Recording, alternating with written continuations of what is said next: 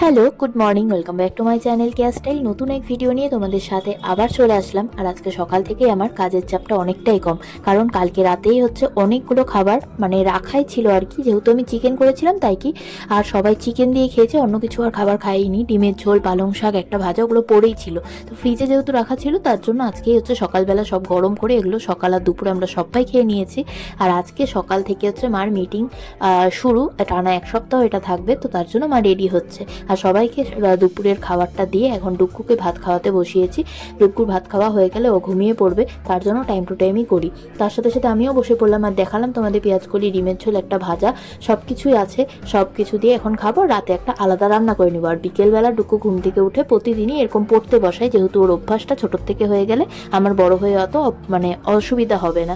সবার জন্য এখানে চা বানিয়ে নিচ্ছি, এখন সবাই মিলে চা খাবো। অনিমেষও চলে আসলো ডিউটি থেকে, আজকে একটু তাড়াতাড়ি এসেছে, 6টার মধ্যে, নাহলেও খুব বেশি হলে দেরি হলে 7:30 8টা আসে। তো আজকে 6টায় যেহেতু এসেছে, সবাই একসাথে চা খেয়ে নিচ্ছি। আর আমার ব্লগগুলো, মিনি ব্লগগুলো কেমন লাগে অবশ্যই কমেন্ট বক্সে কমেন্ট করে জানিও। তো দেখা হচ্ছে নেক্সট ভিডিওতে। এই ভিডিও যদি ভালো লাগে তাহলে একটা লাইক করে দিও।